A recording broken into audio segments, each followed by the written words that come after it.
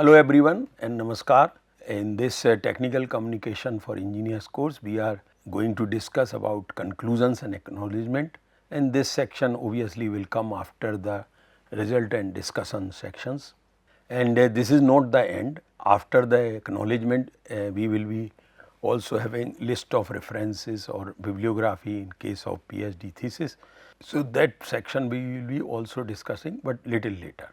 So what are the things which we have covered so far, results and discussions up to this section, and now we are going to discuss about conclusions and acknowledgement, and then of course will come to references and other things. Basically what is a conclusion? So a conclusion, what authors will leave with the readers, that these are my conclusions, this is the conclusions of the study, and basically you are declaring that these are the findings of the work in a very precise manner.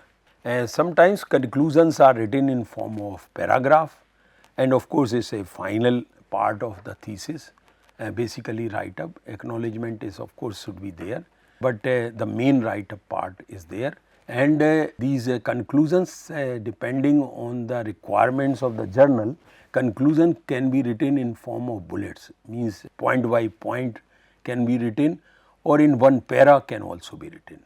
I always prefer writing conclusions in point wise or in bullet forms, like in our PowerPoint presentations also, because then I can highlight, emphasize all the conclusions very effectively. But depending on the journal constraint requirements, sometimes they do not allow the conclusions should be written in bullet form, so we have to write in the paragraph form. And basically this section will help the reader to understand why your research should matter to them, or whoever has gone through, or whoever needs such output of the research. Can be, this is another challenging part initially for those first time writers or young people, that conclusion can be challenging or difficult also. But how it can become less challenging or easy, this is what we are going to discuss here. So these concluding paragraph again should be clear, sum up, means focused, means concise, that what has been presented so far within the text in the manuscript or in write up, without sounding redundant. That means there is no repetition. This is another important thing, and this I have been always emphasizing, that each section should have uniqueness, should not be repetition, and there should not be any redundancy either. So effective conclusion paragraph can also add impact to what have presented in your paper. What the impact it has caused or it would cause, that can be presented here. Now the conclusions which what authors will leave with the readers is that it wraps up the article, manuscript and report. It is just winding up whatever the write up has been prepared. It also demonstrates the reader about what has been accomplished against the set up objectives, hypothesis, whatever is there. And also it shows the thesis have proved, because the PhD thesis, dissertations and other things, this is how you bring in the conclusions, that these were my targets, these are my results, discussion, and finally you say that these have been achieved like this. Further, it provides the reader with a sense of closure on the topic or the work. In that sense is a last section. Of course, there are few more sections, but from write-up point of view, this is the last section. And so this is a declaration of the closure of the work. And also these concluding paragraphs, sentences should encompass a very brief summary of the work, but very brief summary that has to be very brief. So you are trying to link with whatever the objectives were there and how these have been achieved, what is the impact of those results are going to be. So these are again should be written in the main point must be included. Main points of achievement should be included. If a good introductory paragraph has already been written, something similar with different wording may be written. in order to avoid redundancy, that is also possible, but in a very brief manner one should write this one. And a concluding para may start like, there are 3 types of rocks which are important to know for a civil engineer. So, this is just a example that one can, so initially that means in this paper rocks were analyzed and finally it has been found that there are 3 types of rocks, and then you are concluding like this in a very bold statement.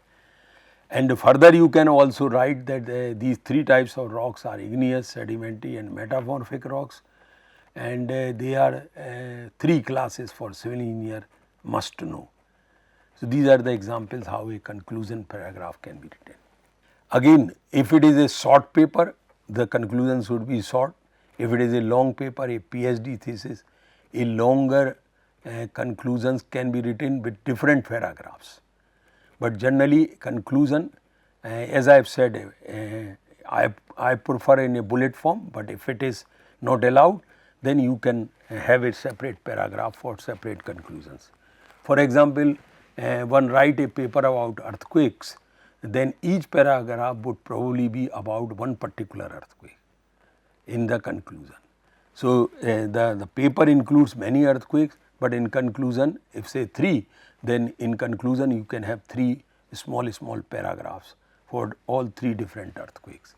So, each earthquake should be briefly mentioned again here, so that a complete linkage is established. For example, here earthquakes are very complex natural devastating phenomena. So, after discussing all these 3 earthquakes, then you can write such a bold statement that they are very complex and natural devastating phenomena. Also in the conclusion we should leave the readers with something to think about. You know that everything is not complete, there are many things to be think about.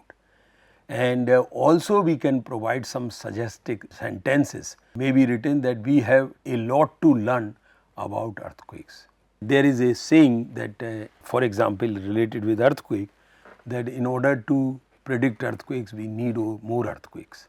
So, this is the almost same thing, that we have to lot to learn about earthquakes before we go for forecasting or prediction. But this can only come in the conclusion section. You are leaving with a thought to the reader that this is the situation, this is the limits, and more work is required in order to achieve those objectives of forecasting or prediction. So, the structure of conclusion is the opposite of the introduction. Introduction begins general and ends specific. So, here the introduction from top to bottom, and this is the thesis statement, that is the body of the paper. Then rephrase thesis statement here, and the conclusion begins specific and move to the journal, and this is what you do. So, here you end up with the conclusion like this. So, this sequence has to be followed, that conclusion is opposite to the introduction. Introduction begins with the journal and end specific, conclusion begins specific and move to journal. That is why this triangle is shown just opposite to the introduction part, hierarchical. Now, summarizing conclusions. So, depending on your research topic and the style of your paper, you may choose to write your conclusion according to a specific type.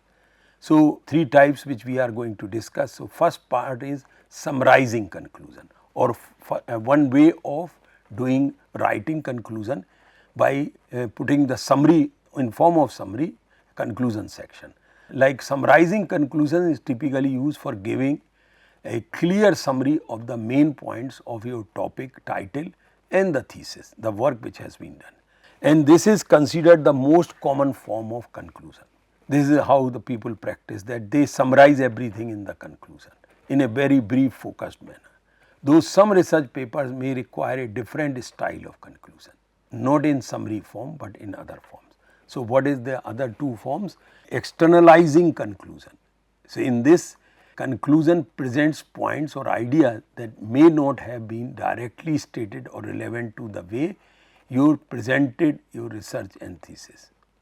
So, these types of conclusion, externalizing conclusion, can be effective because they present new ideas that build off the topic and initially presented your research. And the final type or among these three types of conclusions is the editorial conclusions. So, in a manuscript write up we do not write, but from a type of conclusions, this is one should also know.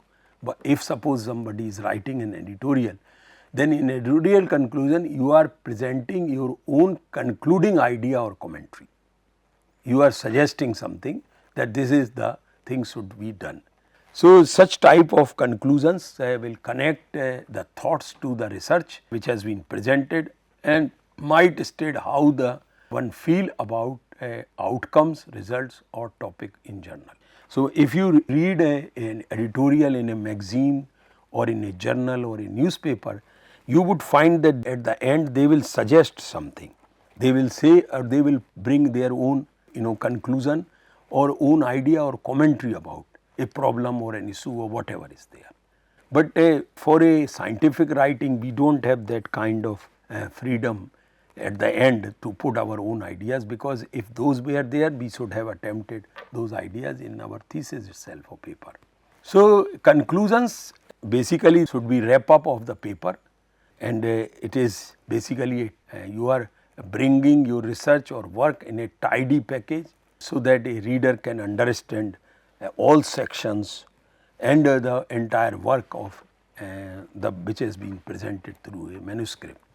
Now, this sentence or topic sentence should summarize what has been mentioned in the objectives and also suggest to the reader about the accomplishment against the said objectives.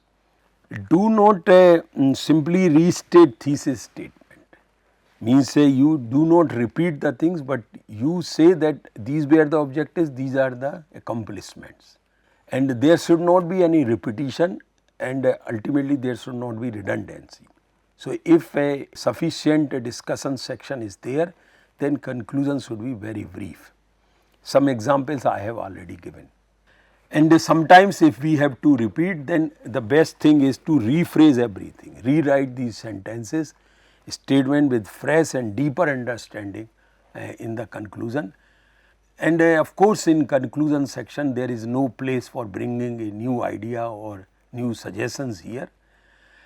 Supporting sentence should summarize what have already said in the body of the text. So, whatever you are writing, that should have a direct linkage within the previous sections. So, if a brilliant idea tries to sneak into the final paragraph, it would be better to take out and let have its own paragraph in the body and leave it to the completely out of this one. So, now what are the tips for each body paragraph to be summarized in conclusion? This point, wrap up the main points. Closing sentence should help the reader to feel a sense of closure, and closing sentence is the last word of the subject, or you can say clincher, which basically demonstrate the importance of the ideas, propel reader for a new view of the subject, and always end on a positive note. Never end a manuscript thesis on a negative note.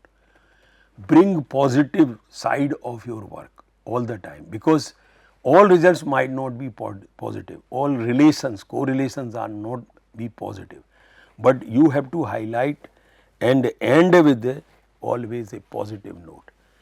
Closing sentence should make readers glad that they have read the paper. If a negative thing is there, then one would not enjoy.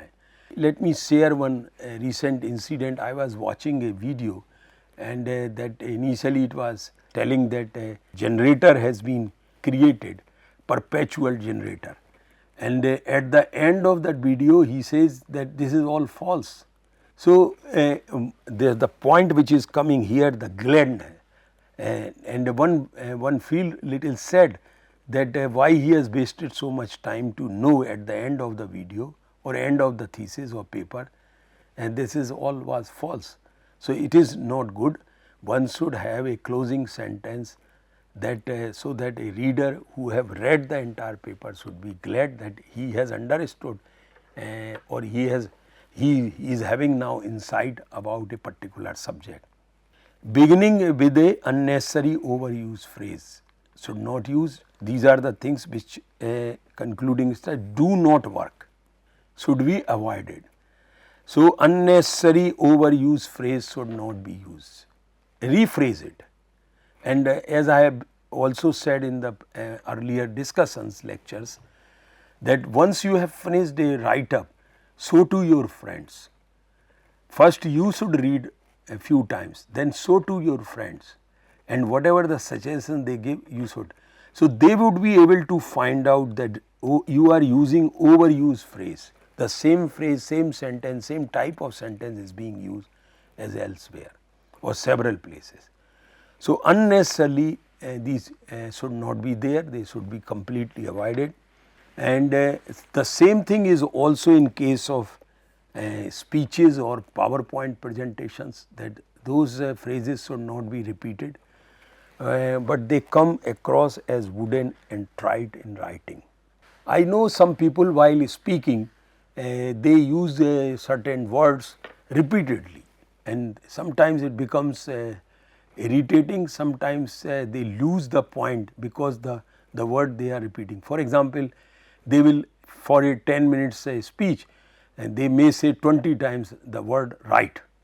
After each sentence they are saying right, and that should be avoided. They should self analyze or see their own recordings and see that what the word they are repeating again and again.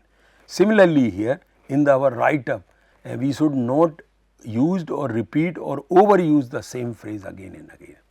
So, in conclusion, in summary, in closing, as shown in the essay, that kind of work in the speeches, stating the thesis for every first time, introducing a new idea or subtopic in conclusion, making these things do not work. So, making sentimental, emotional appeals that out of character with the rest of the paper.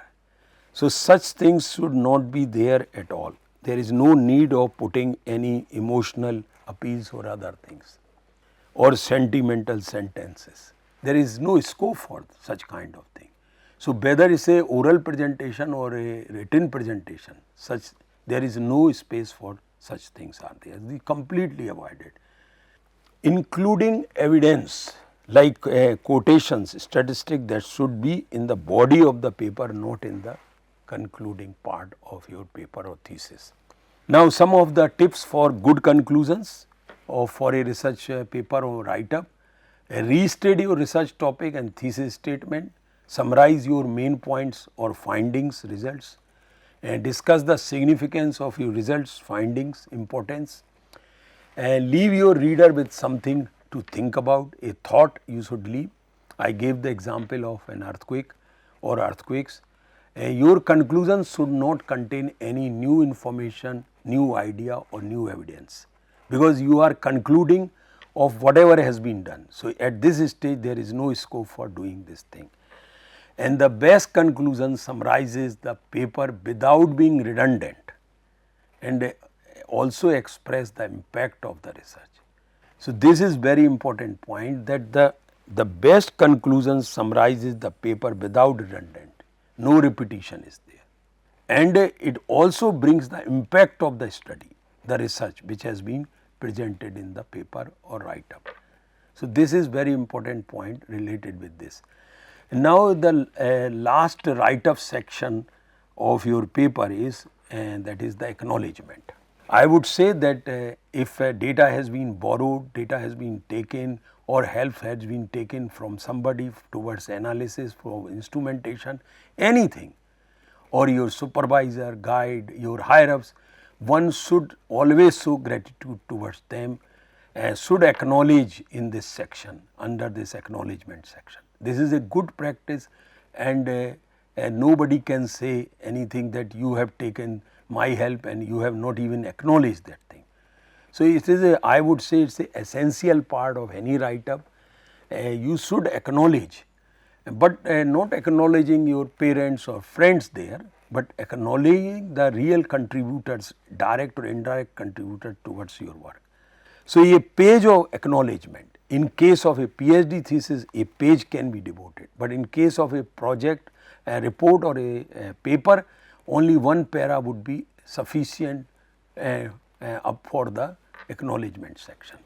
So, as I have said that a manuscript or research paper, the acknowledgement we kept almost end of the text. So, this is the last part of the write up or text. Of course, this would be written before references and bibliography, that is going to be our future discussions. Also acknowledgement, the purpose of acknowledgement is that it allows us to thank all those who have helped in the study carrying out research, or those who have funded the research, and those who have provided the platform facilities. So, this is the right time, this is the right section to acknowledge, show the gratitude towards those things. There is no harm, and it brings a very positive side of yours and as well as readers, that they think that this is not your own, everything is done by yourself, but many people have helped directly or indirectly. So, here you should while writing acknowledgement, you have to have a careful thought and the order which you need to think before writing as per the help which has been provided. Like those who have provided financial support, you may give acknowledgement at the first. Those who have given less support, you can give in the acknowledgement paragraph, you can mention their support in last.